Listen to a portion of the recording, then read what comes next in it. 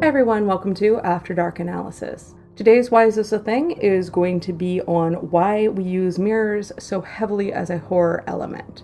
Like most things, there's a whole bunch of different reasons for it. At least in the Western world, mirrors are pretty ingrained culturally to be a horrifying or at least mildly creepy thing. Most of us grew up, depending on your region, hearing Bloody Mary, Candyman, Lady in White, The Blue Baby, all require calls into the mirror. Countless horror films have used them for jump scares. Somebody is doing something, looks down, all of a sudden looks back up, and either there's something behind them in the mirror or the mirror has transformed. And because of this, films like Candyman exist, which is based off the Candyman urban legend.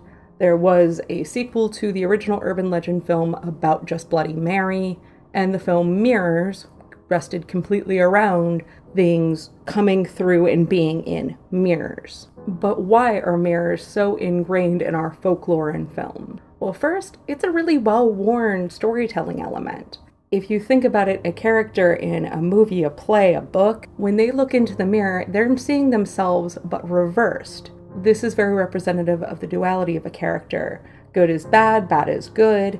Everything is the reverse of what the character actually is. In a horror film, it's also kind of a warning shot that something's going on here beyond what we're used to. A great example of this comes from a very non-horror place. There is a very famous sketch between Harpo Marx and Lucille Ball from I Love Lucy, where she is dressed up in almost the exact same fashion as Harpo Marx, hair done the same, stands in front of a mirror and starts to move to see if the movements mimic because he feels like there's somebody there. She mimics every single movement and makes Harpo believe that he's actually looking into a mirror. This sketch is so ingrained into our culture.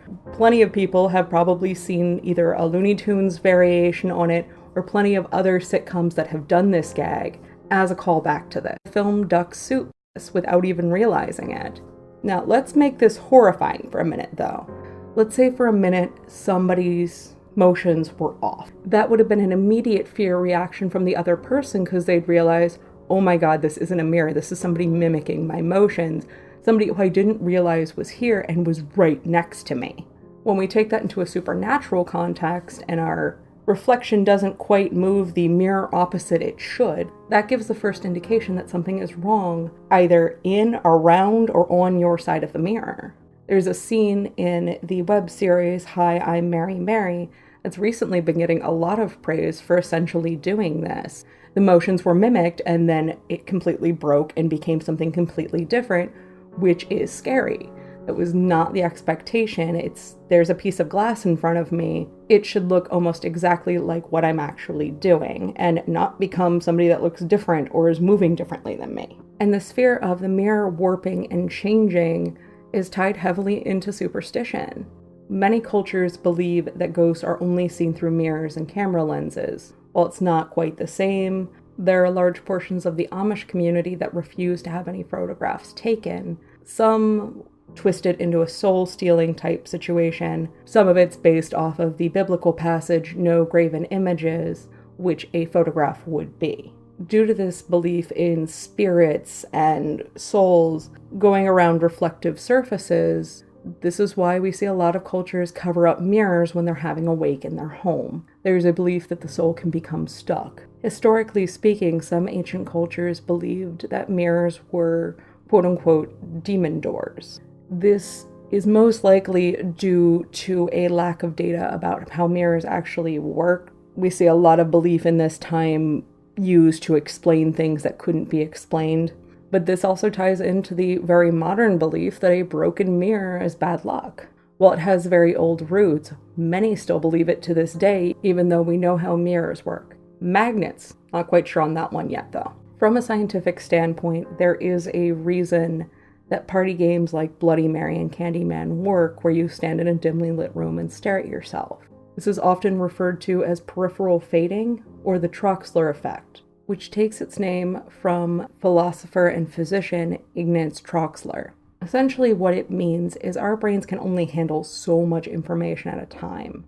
So it has to kind of filter out things to understand what it needs to understand. This is also known as selective processing.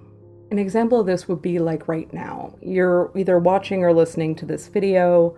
You're probably not focusing on every breath you take or every blink or all the ambient noise most likely going on around you because you're focused in on a specific stimuli. So your brain filters out everything else. This is also how a lot of optical illusions work because you're focusing in on one point and everything else around it is going to fade out and off. There was a study done at the University of Urbino where participants were asked to stand and stare into a mirror in a dimly lit room for about 10 minutes. 66% of participants experienced huge deformations in their own face. 28% saw an unknown person, and 48% saw kind of fantastical otherworldly beings. The reason for this is we're staring at our own face. Our brain's going to start to filter out what it doesn't deem important. This is going to cause our face to alter and shift. To add insult to injury, our brains also like to fill in information it doesn't have with things we do understand. It doesn't care if they're scary or not. So not only do you have a deformation of your own face, you have a deformation that on top of it has bits replaced out that you know aren't right. Hence why staring at something even as familiar as your own face can eventually change and morph into something horrific. This is an experience I think most people can relate to. This is why party games like Bloody Mary, Candyman, Lady in White, Blue Baby work so effectively, is because we have this distortion going on, and it took an object that we were comfortable with and changed it into something completely different. So what do you think? Have you ever experienced the Troxler effect? Have you ever played any of these party games? Were you scared? Did you see something? Or was there nothing? Let me know down in the comments below. If you like what you're hearing, please hit like, comment, subscribe. If you don't like what you're hearing, please leave a comment and let me know. Thank you.